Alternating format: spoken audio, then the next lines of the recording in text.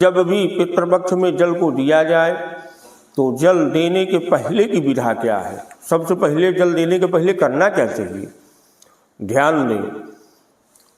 पितृपक्ष में जल उठाने का अधिकार, पिंडा देने का अधिकार उस संतान को है जो अपने माता पिता की और दैहिक क्रिया मरने के बाद की 13वीं आदि सभी पिंडदानात्मक सुकर्मों को विधि विधान पूर्वक किया हो।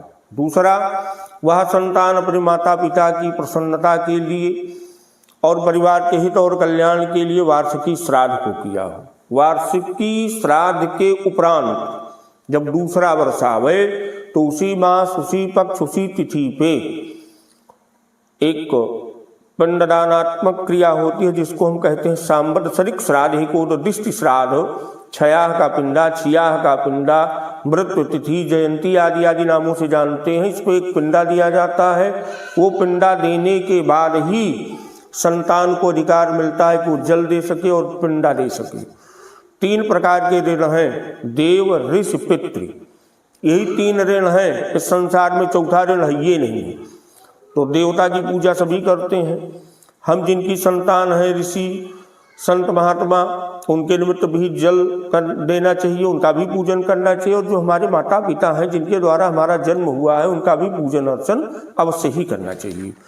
तो ये जो पितृपक्ष का प्रारंभ है भाद्रपद से ही हो जाता है, पूर्णिमा से। तो सबसे पहले जा करके गंगा के किनारे बाल, दाढ़ी आदि, नाखून जो भी आपको कटाना है, बनाना है, वो आप वहाँ पे कर सकते हैं। इसके बाद आप गंगा जी स्नान करें और गंगा जी में पूर्वजों की प्रसन्नता के लिए तर्पण करें। जब आप उनका तर्पण करेंगे तो वहीं से जल भर के ले आवें और अपने घर पे प्रतिदिन तर्पण को करें। तो ये क्रिया भाद्रपद शुक्ल पक्ष से ही प्रारंभ हो जाती है, क्योंकि जो पितृपक्ष है वो प्रतिपदा से लेकर के अमावस्या तक ही होता है। मान लीजिए हमारे पूर्वज ऐसे हैं कोई जिनका देहांत, देहावसान या उनकी जो मृत्यु है वो पूर्णिमा को हुई है, तो पूर्णिमा तिथि आपको कहाँ से प्राप्त होगी? तो पूर्णिमा तिथि भाद्रपद शुक्ल पक्ष में ही प्राप्त होती है। तो 7 तारीख दिन रविवार को पूर्णिमा तिथि प्राप्त हो रही है। तो जो पितृपक्ष की क्रियाएं हैं, पूर्वजों की प्रसन्नता के लिए तर्पण पिंडदानात्मक सुकर्म है, और जिनके पूर्वज पूर्णिमा को खत्म हुए हैं वो पूर्णिमा को ही यहीं से जो है श्राद्ध प्रारंभ कर देंगे। और सभी व्यक्ति जो है तर्पण और जल 7 तारीख से देंगे। तो 7 तारीख से ये पितृपक्ष प्रारंभ हुआ। अब आप चलते हैं आश्विन कृष्ण पक्ष में। तो आश्विन कृष्ण पक्ष में जो प्रतिपदा तिथि है वो 8 तारीख को है, 8 सितंबर को है। द्वितीया तिथि की श्राद्ध शुक्र अब इसी तिथि पे आपको करना है जो आपके माता पिता की तिथि है, वो 9 तारीख दिन मंगलवार को है। और तृतीया तिथि 10 तारीख दिन बुधवार को है। चतुर्थी तिथि 11 तारीख दिन गुरुवार को है।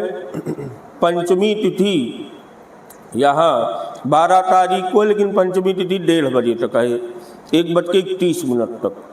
और 13 तारीख दिन शनिवार को खष्टी तिथि 11 बजे तक है। और सप्तमी 14 तारीख को दिन में ही समाप्त हो रही 8:41 पे। तो खष्टी और सप्तमी दोनों श्राद्ध 13 तारीख को होगी। अब 14 तारीख दिन रविवार को अष्टमी से संबंधित श्राद्ध को और दान को करना चाहिए। दिन सोमवार 15 तारीख को नवमी तिथि से संबंधित पिंडदानात्मक सुकर्म होंगे, जल क्रियाएं होंगी। 16 तारीख दिन मंगलवार को 10वीं तिथि से संबंधित श्राद्ध आदि सुकर्म को करें। 17 तारीख को एकादशी तिथि है, दिन बुधवार। और 18 तारीख को द्वादशी है, गुरुवार को। और 19 तारीख को दिन शुक्रवार को त्रयोदशी है। 20 तारीख को चतुर्दशी है, शनिवार को। और जो हमारे पूर्वज हैं उनका जो विसर्जन है वह 21 तारीख दिन रविवार को अमावस्या तिथि पे किया जाएगा।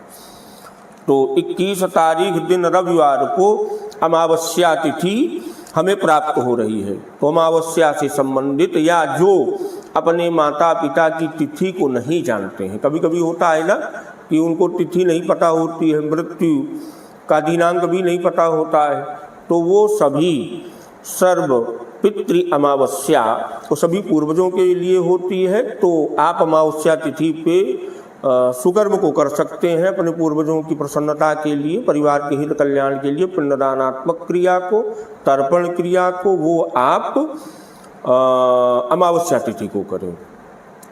अमावस्या तिथि पे ध्यान देना चाहिए कि हर व्यक्ति को जो भी अपना हित और कल्याण चाहते हैं तो अपने पूर्वजों की प्रसन्नता के लिए वस्त्र का दान, अन्न का दान, भोजन का दान और चांदी का दान ये अवश्य करना चाहिए।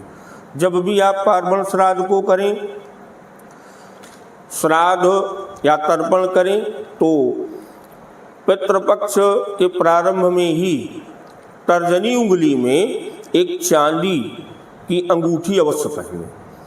जब आप चांदी की अंगूठी पहनेंगे तो चांदी जो है वो हमारे पितरों की प्रिय धातु है। तो चांदी के द्वारा हमारे पूर्वज जब जल देंगे, पिंडदान देंगे, तो जो आप जल और पिंडदान देंगे उसका जो फल है वो जस्ट डबल हो जाएगा।